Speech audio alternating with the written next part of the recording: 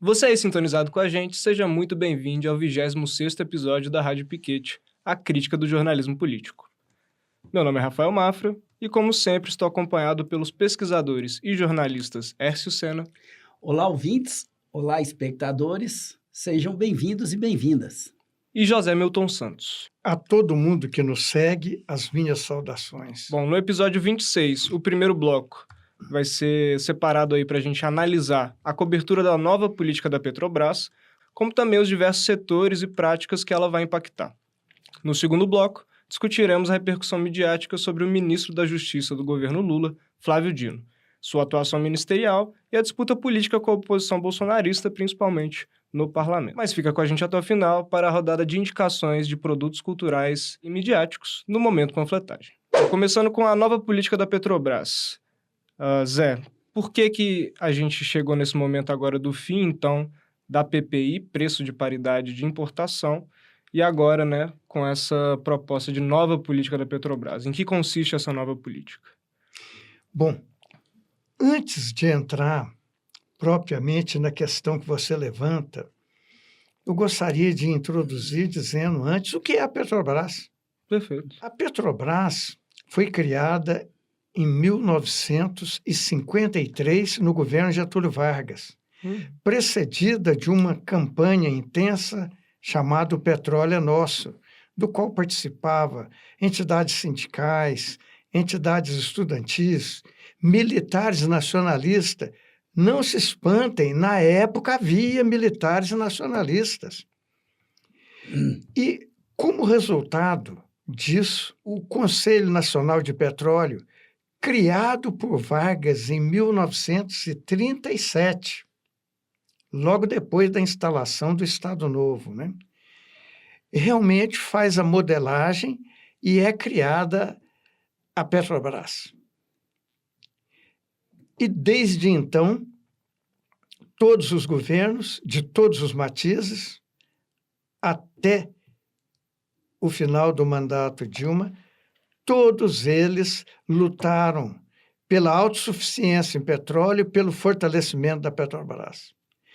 Mas aí entra a questão do PPI. Com o golpe de 2016 e a instalação do governo Temer, uma das primeiras medidas foi estabelecer que o preço dos combustíveis vendidos pela Petrobras teriam como base o preço do barril de petróleo no mercado internacional.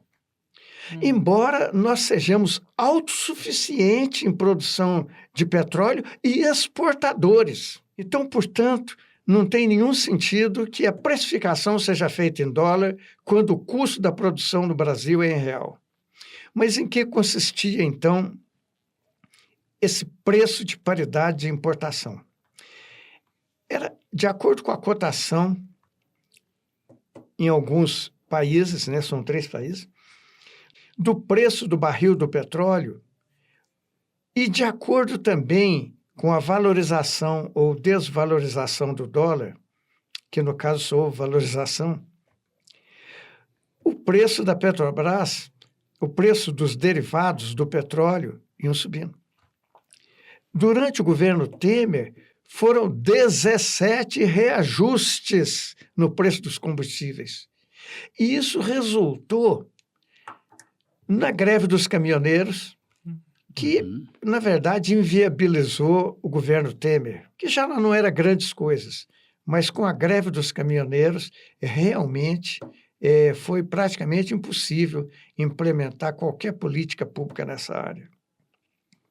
Bom, Zé, acho que uma preocupação que vem aí sendo repercutida na mídia é principalmente sobre essa estabilidade, né, dos compradores, de como que, de certa forma, essa paridade ao preço internacional, né, do mercado externo, dava uma certa segurança, né, de previsão de preços para um comprador, etc., mas, ao mesmo tempo, parece que o mercado nacional teve bons olhos para essa proposta de nova política de preços na Petrobras. Você pode comentar um pouco sobre isso, sobre essas expectativas e reações do mercado? Primeiro, a gente tem que ver a reação dos atores envolvidos, né? Isso. Por exemplo, a Associação dos Importadores de Petróleo, essa associação não tem nenhuma empresa brasileira, só empresa estrangeira. Tem a outra questão, que são as refinarias privatizadas, principalmente a da Bahia e do Amazonas. A da Bahia já disse que não vai seguir a Petrobras. Mas, afinal de contas, as refinarias privadas e privatizadas não têm grande peso. Representam 20% no mercado de combustíveis no Brasil, enquanto que a Petrobras representa 80%.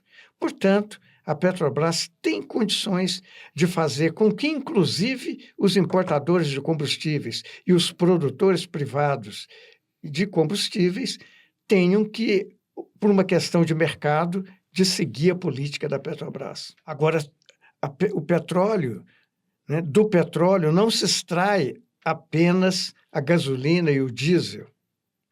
No caso da gasolina, nós somos autossuficientes. O Brasil exporta, além de exportar óleo cru, exporta gasolina. No caso do diesel, não. Nós importamos 25% do consumo nacional, né? Além disso, né, o petróleo tem como subprodutos o plástico, o asfalto, querosene, combustível de avião, fertilizantes, etc. Zé, me responde aqui uma coisa em relação a esse processo que você tão bem investigou aí para esse nosso programa de hoje, né? A privatização, você colocou aí, ela ainda não vai representar uma ausência do controle da Petrobras sobre a política de preços no Brasil. Mas o que significou essa mudança da paridade internacional? Qual é a nova regra que a Petrobras vai ter que seguir agora para anunciar as mudanças de preço dos seus produtos? A Petrobras tem um mercado de combustíveis, né, que corresponde a 80%, principalmente no Sudeste e no Sul, porque no Norte e na Bahia, o monopólio é de refinarias privadas. E é onde o combustível é mais caro no Brasil. É na Amazônia e na Bahia. Uhum. Então, a gente tem que ver o seguinte, não foi só a privatização das refinarias que a política explícita de enfraquecer a Petrobras para privatizá-la, principalmente durante o governo Bolsonaro. Nós tivemos também a privatização dos gasodutos. E a privatização dos gasodutos fez com que hoje a Petrobras tenha que pagar aluguel para usá-los. Uhum. Teve uma outra privatização que também enfraqueceu bastante a Petrobras. Ela hoje só pode fornecer o combustível na refinaria, porque a BR Distribuidora foi privatizada. E com uma cláusula absurda. Os postos continuam usando a marca Petrobras, embora não sejam mais da Petrobras. Uhum. Isso foi acordado no próprio processo de privatização. Eu ouvi algumas críticas que repercutiram nos meios de comunicação que essa nova política de preços, né, ela levaria a um conjunto de condicionalidades que torna mais complexa e mais difícil de apreensão as pessoas entenderem como é que vai dar essa mudança, né? Porque quando era a paridade, era muito clara a justificativa. Aumentou o preço no mercado internacional, aumentou no mercado interno. Agora, como é que fica com essa questão dos preços competitivos por polo de venda, essa participação da Petrobras no mercado, a otimização dos ativos de refino e a rentabilidade de maneira sustentável? Essas questões que você mesmo coloca no seu preparo dessa discussão, como é que elas se traduzem de uma forma mais simples para as pessoas entenderem como é que vai se dar essa nova regra do preço dos combustíveis? essa nova política vai ser implantada gradualmente, não é de uma vez. Mas já tivemos, né, a redução do preço do diesel, do gás de cozinha e da gasolina nas refinarias. Isso aí já foi anunciado no dia 16. Qual vai ser o critério para a formação de preço? Primeiro, nós temos que compreender que a Petrobras tem uma enorme vantagem comparativa. Primeiro, ela produz petróleo para abastecer todas as refinarias, inclusive as refinarias privatizadas, e ainda exporta petróleo, ouro cru. Então, portanto, como o custo da produção do petróleo, ele é, no Brasil, dos mais baixos do mundo. Por quê? Porque os investimentos já foram todos feitos até o momento, né? Porque para expansão precisa de mais. Mas como os investimentos já foram feitos, na verdade, agora, o custo é o custo da produção e manutenção. O que faz com que o petróleo, os combustíveis produzidos com o petróleo produzido no Brasil tenham um custo, obviamente, menor. Tem um custo menor da extração, tem um custo menor no transporte, isso é transportado por oleodutos, e, portanto, na composição do preço, ao invés da dolarização, né, nós vamos ter o real como moeda de referência. Portanto, gradativamente, a Petrobras pode ir abaixando os preços. Não pode abaixar de uma vez, porque, senão, isso provocaria um certo desequilíbrio em termos de concorrência, né, e ela poderia, inclusive, ser condenada pela CADE, que é o controle, que é a agência que controla, né, os monopólios e oligopólios para evitar que haja uma medida desleal com relação à concorrência. Tanto assim que as refinarias privatizadas já entraram no CAD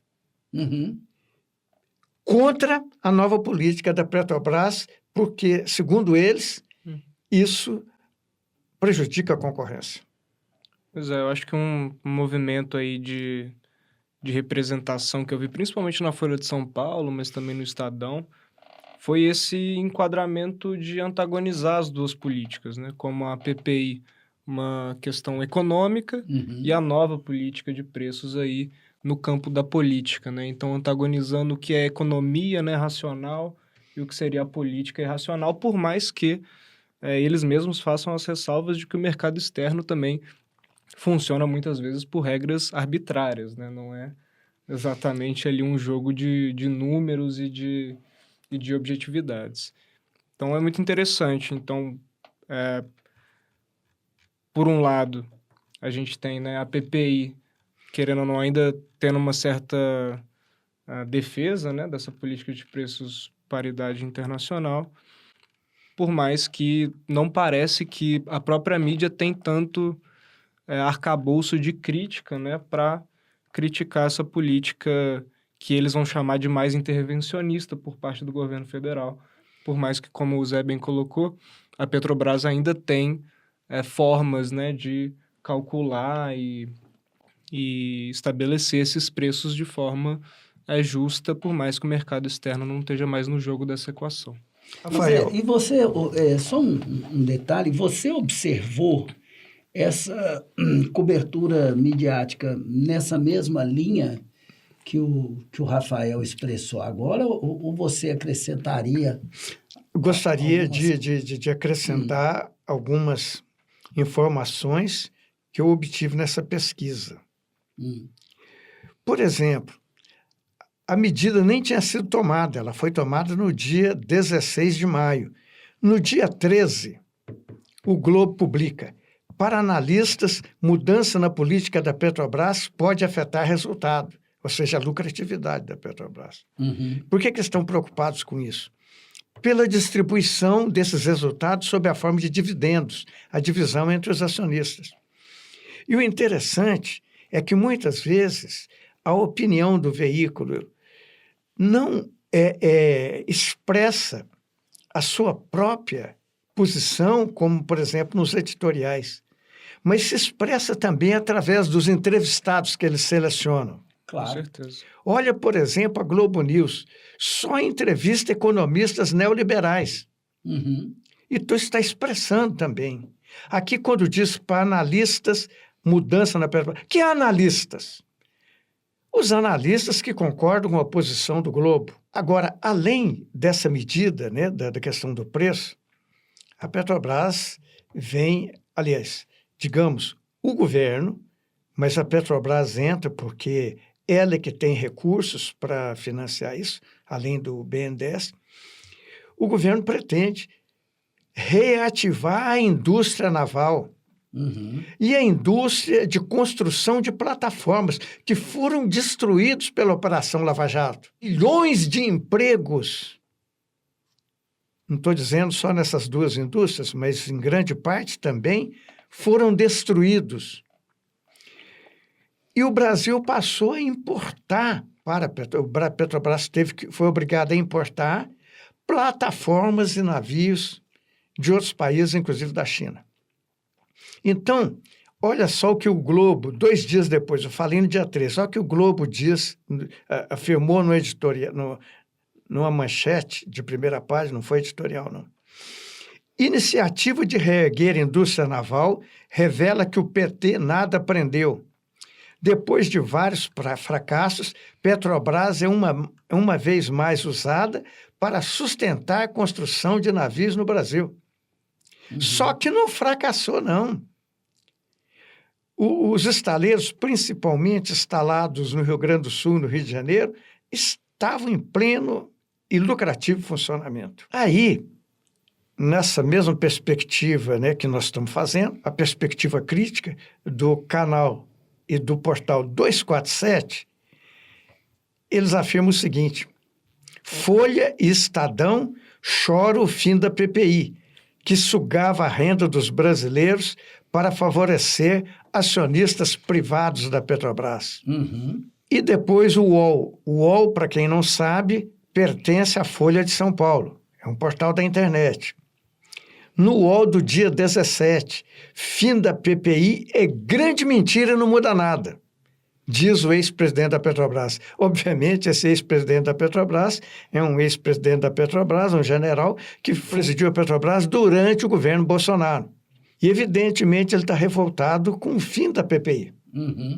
E diz que não muda nada, quer dizer, não muda nada na opinião dele, né? E depois o Globo, no dia 17, no mesmo dia, deu a manchete: modelo deve inibir investimentos privados no setor, diz as empresas.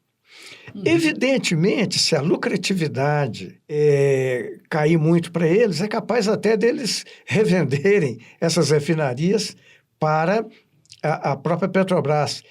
Como também a Petrobras já está envidando esforços para recomprar a BR Distribuidora.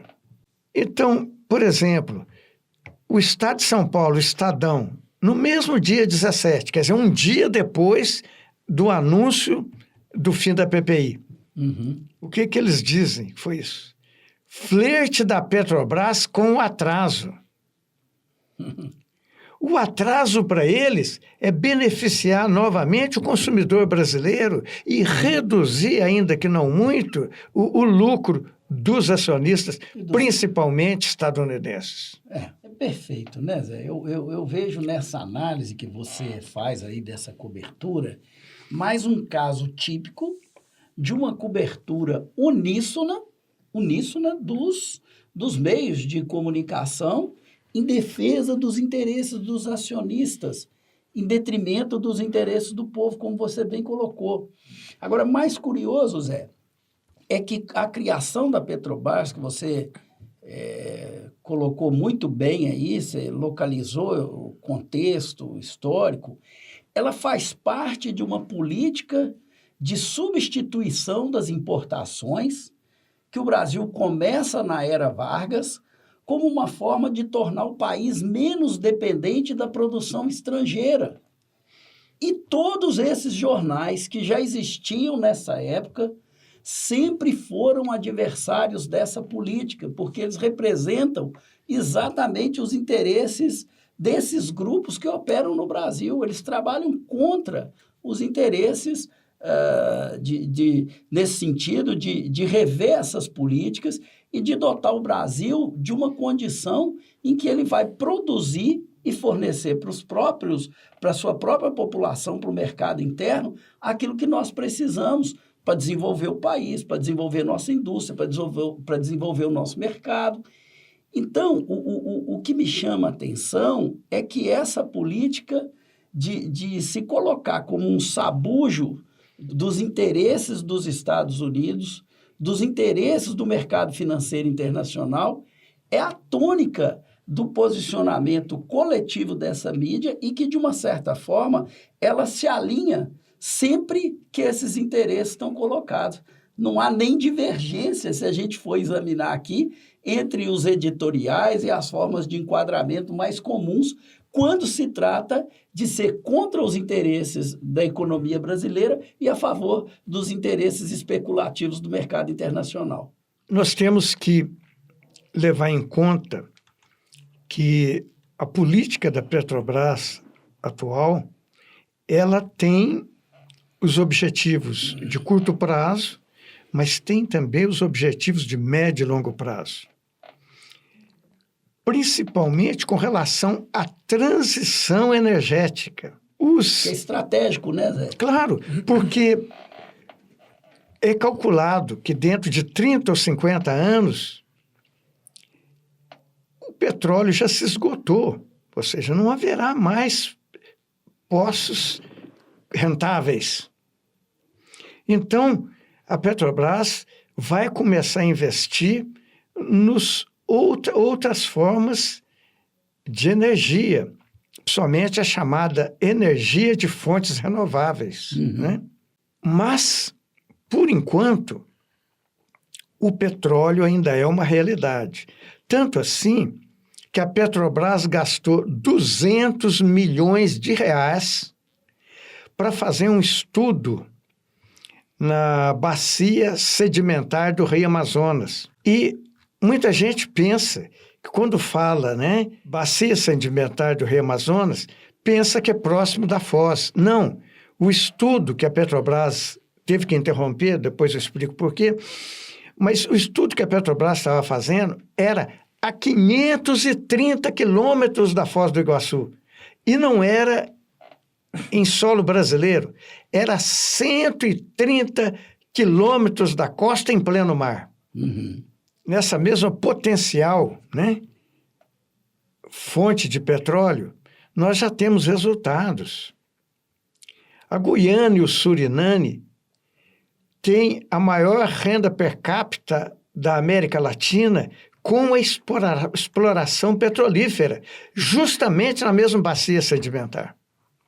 Não é possível que o petróleo se concentrou lá e, quando chegou no Brasil, acabou. Mas mais algum comentário sobre... Acho que outra polêmica, né, também que se instaurou na mídia é essa relação, né, da gasolina e do etanol, né? Como que se colidiriam esses dois mercados, mas... Eu acho que isso não tem muito fundamento, porque boa parte do etanol... A maior parte, não é boa parte, não, a maior parte do etanol é consumido junto com a gasolina. Sim. Certo. A gasolina é aditivada, então não tem muito sentido isso. Perfeito. Ok.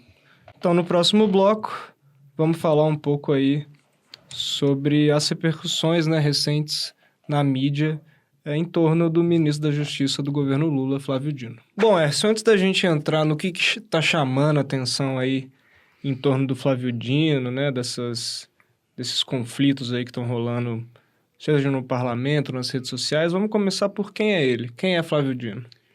Bom, a gente poderia dizer que Flávio Dino é conhecido como um comunista, um cristão e paraíba. Bom, comunista é como os seus adversários lhe nomeiam, lhe chamam. Principalmente a mídia, tão logo ele emerge na cena política, os meios de comunicação indagavam muito, dada a sua militância, né, sua filiação ao Partido Comunista do Brasil, eles sempre perguntavam por que essa condição de comunista do Flávio Dino. Então, mas a nomeação principal que ele mesmo se dá é de um cristão. E, inclusive, ele tem no seu gabinete imagens que o identificam com a religião católica, que é a religião do ministro Flávio Dino.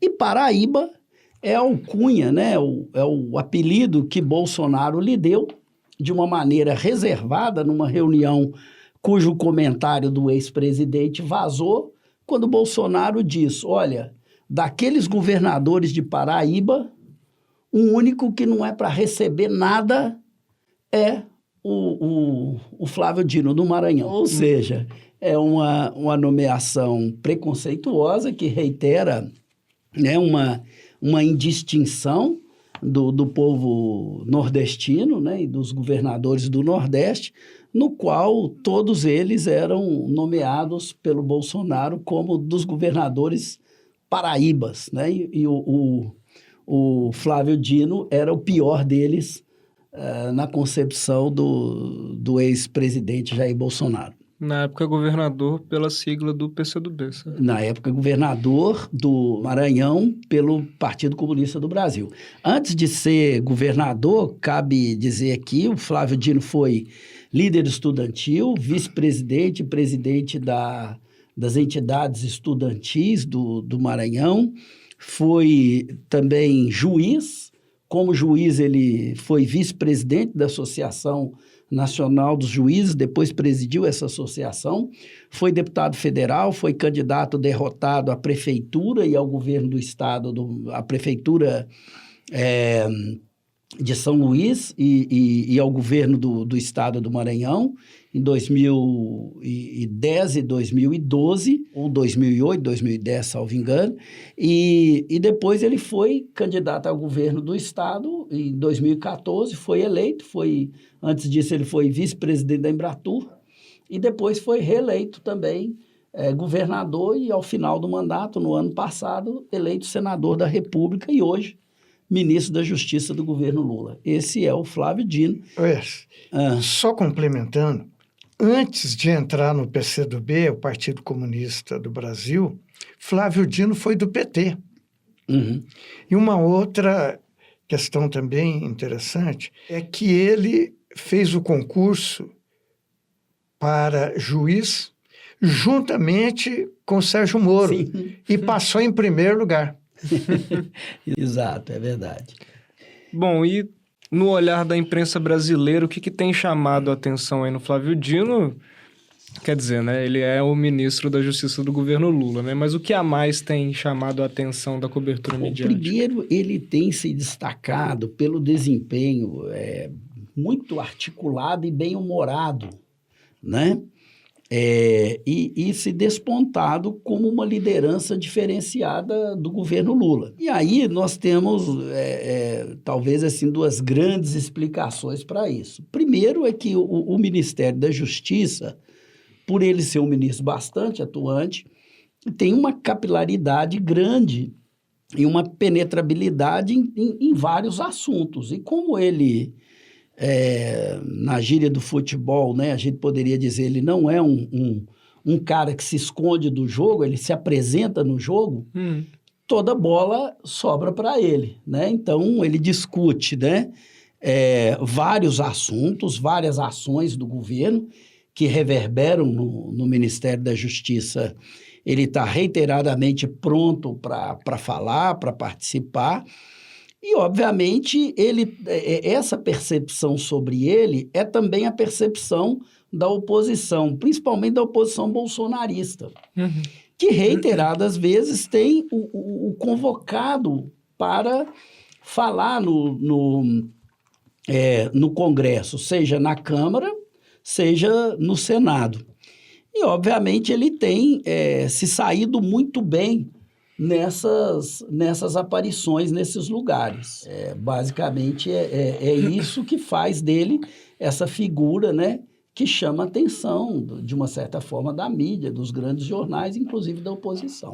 Ele é o ministro ali junto com o Silvio Almeida que mais tem participado, né, dessas convocações ao parlamento, né? Seja ao Congresso ou ao Senado. Segundo o Globo, né, nas pesquisas, né, que a gente realizou sobre a aparição do Flávio Dino nesses jornais, ele vai, assim, tanto pela como eu disse, né, pela postura ativa do ministro e, consequentemente, do ministério, ele vai estar presente na mídia. No Globo, ele aparece como uma figura importante na questão dos atos antidemocráticos, nas denúncias de golpes no BNDES, até na manipulação dos resultados de futebol, nos ataques às escolas. O Ministério se coloca de uma maneira vigorosa, né? Inclusive numa pauta que a educação, o Ministério da Educação também deveria entrar, mas assume aí um protagonismo do Ministério da Justiça.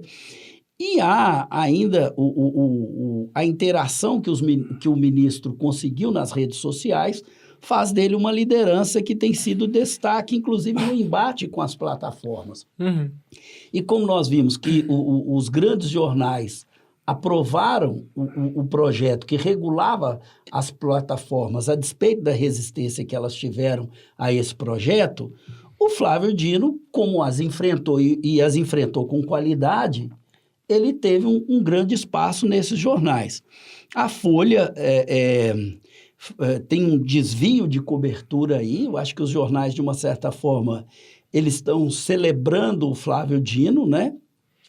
Por causa dessa intensa atividade que ele tem, mas a Folha já começa a buscar um enquadramento do Flávio Dino de uma maneira mais, vamos dizer, menos elogiosa e mais crítica, inclusive trazendo aí uma visão de que o Flávio Dino é um dos ministros, né, que mais voa em aviões da FAB no final de semana, marcando agendas próximas do estado dele para poder passar o final de semana em casa. Ele, o Haddad, e cita também o ministro Marinho nessa matéria, né? E, ao mesmo tempo, a Folha vai também, porque é impossível não reconhecer o protagonismo dele em outros lugares, vai também falar sobre a política do uso de armas que o Ministério tem, a relação com as plataformas, a aproximação que ele busca com os militares e o número de convocações à Câmara. Para vocês terem uma ideia, né,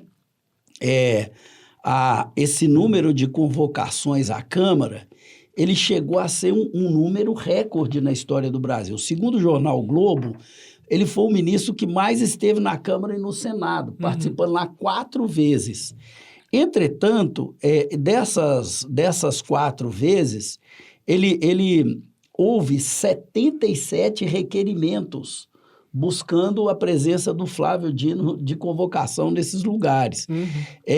E desses 77 requerimentos, apenas 23 foram aprovados. E desses requerimentos, 6 pedidos era para que ele prestasse esclarecimentos no plenário principal da Câmara, não apenas nas comissões. Então, veja como que essa relevância do ministro também não pode ser ignorada por esses jornais. Então, nesse momento, o que se observa, né, é que, de uma maneira geral, exceto a Folha de São Paulo, que vai, inclusive, fazer uma matéria discutindo, olha, o Flávio Dino tem sido uma matéria assinada por Raquel Lopes e Júlia Scheibe. Elas vão dizer o seguinte: o Flávio Dino tem sido alvo de críticas dentro do governo Lula por sua alta exposição. E a atuação dele tem gerado, entre auxiliares do presidente Lula, muita crítica em função do seu estilo centralizador e pouco colaborativo. Ou seja, há toda uma desconstrução, né? E quando eles vão exemplificar o que significa isso em termos concretos, eles vão dizer, olha, ele não se subordina à autoridade do Rui Costa, que é o ministro da Casa Civil, que teria a função de coordenar o conjunto dos ministérios no governo. Segundo fontes, que obviamente não são citadas, do Ministério, né? Ele é um ministro centralizador, e ele gosta de acompanhar tudo de perto. Esse gosta de acompanhar tudo de perto, eu vejo, inclusive, como um elogio. Um elogio. É. Mas, assim, está ali numa matéria da Folha, num tom claramente repulsivo e já propondo aí uma indisposição com o ministro. Na Band News, ele aparece com frequência também, muito bem. Na CNN também, pelo protagonismo, pelo papel que ele tem nesse sentido. E também pelo seu bom humor, pelas tiradas nas respostas que ele dá à base bolsonarista, que cabe aqui também um reconhecimento. Eu acho que os jornais, de uma certa forma, se escandalizam, né? Ficam meio perplexos diante da indigência intelectual dos parlamentares bolsonaristas, né?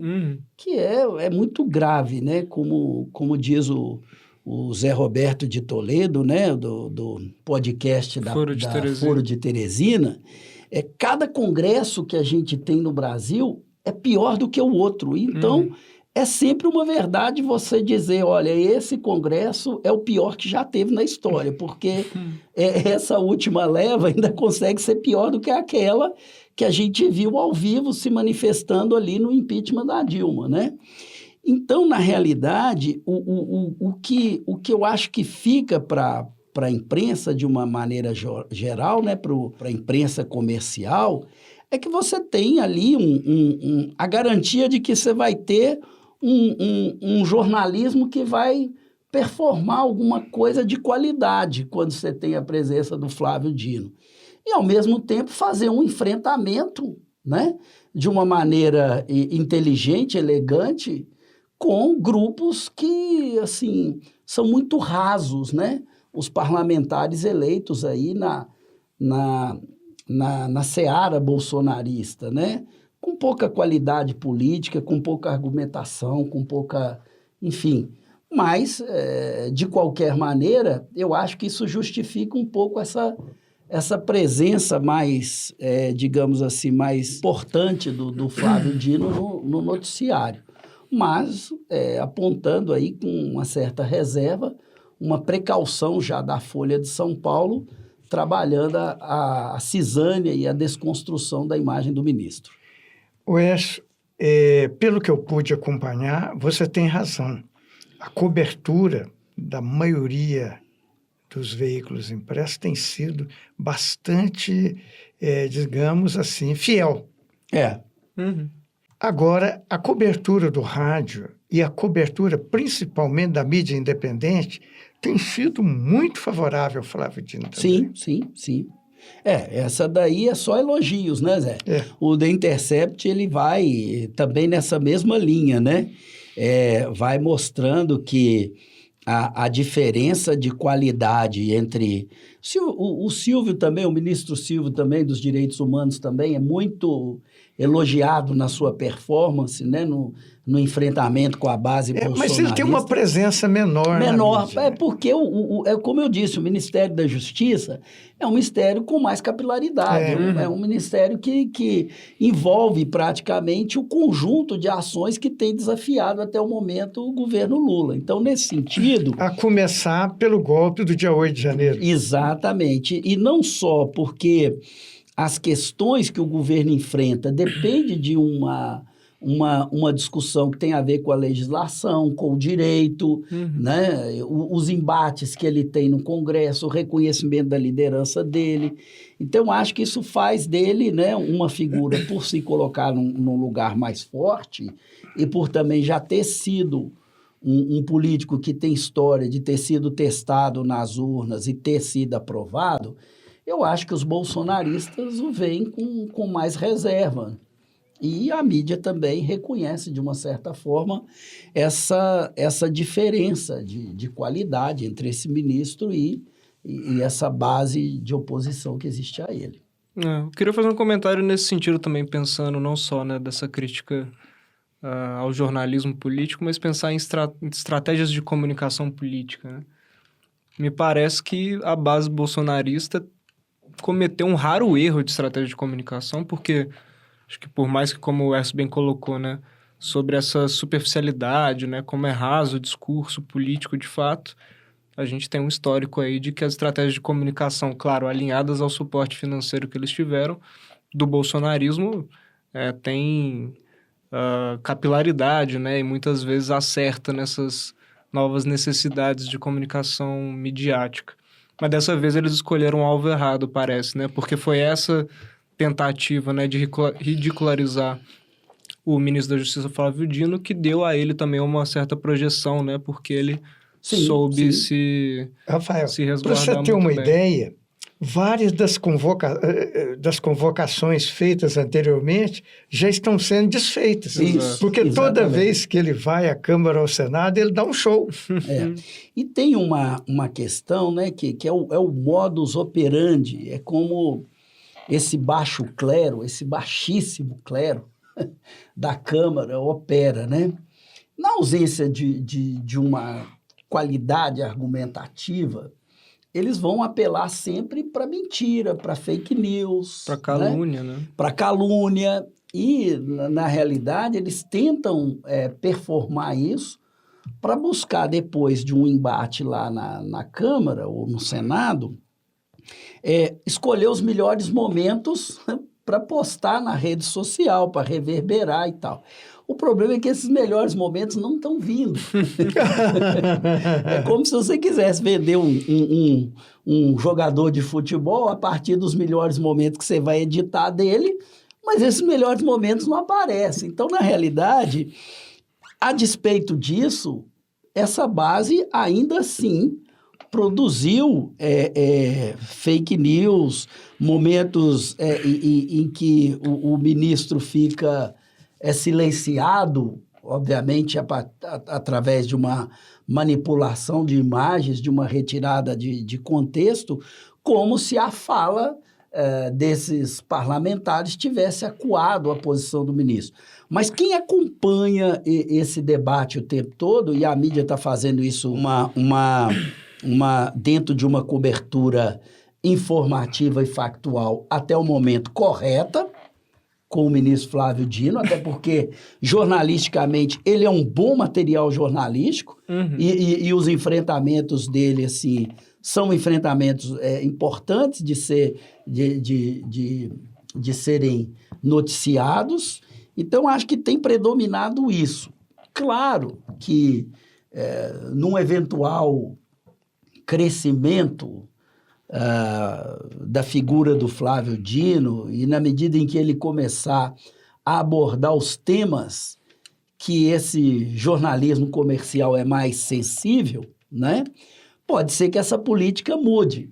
A Folha já dá sinais de que ela já se antecipa nessa seara, né? Mas... E o que gerou muitos memes, muitos cartoons, caricaturas, foi quando o senador Duval, que vive apregoando que ele foi treinador da SWAT. O Flávio Dino, se você foi da SWAT, eu fui dos Vingadores. Evocando aí, né, da cultura do cinema hollywoodiano, né, o diálogo para estabelecer uma conversa com o senador bolsonarista, enfim, mas de uma maneira bem humorada, e é por isso, obviamente, que também ele tem surfado nas redes sociais, né, por evocar temas que são de domínios comuns, próximos também do público jovem, de uma maneira geral, e eu acho que isso é uma das forças do governo Lula. Tanto que aquele comentarista que hoje está na CNN, Marco Antônio Villa, que era da da Jovem Pan, que alguns chamam de Jovem Clã, ele diz que o positivo do governo Lula é o desempenho, principalmente do ministro Flávio Dino, né? Então, a gente tem aí, de fato, um reconhecimento nesse sentido. Mas, como eu disse agora há pouco, não sabemos até quando.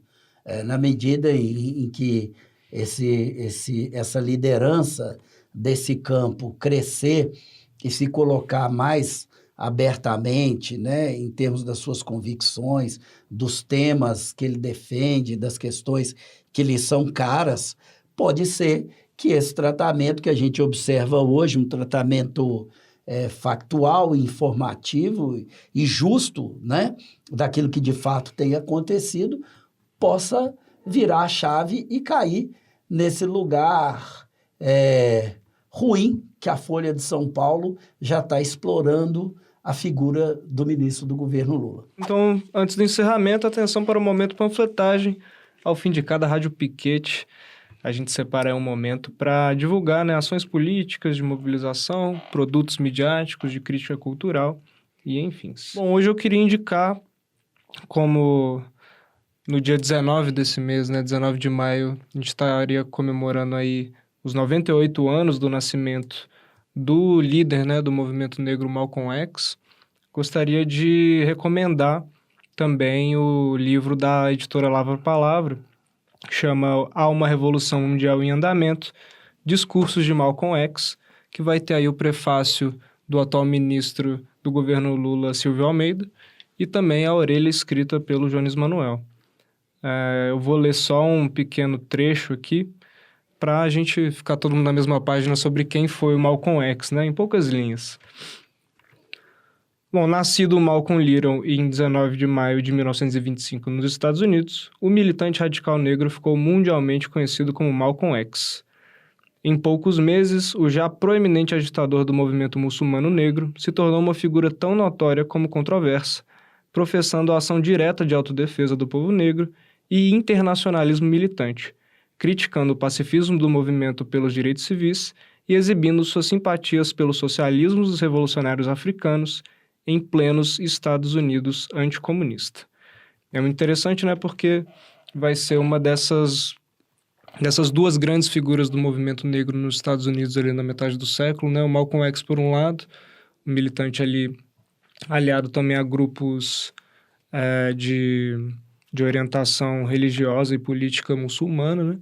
E, por outro lado, o Martin Luther King ali, pelo lado do movimento negro católico, né? Enfim, ambos lutando pelos direitos civis numa sociedade, que acho que é difícil até expressar em palavras, né? O quão opressora era e ainda é, né? Em relação aos direitos da população negra, do povo negro.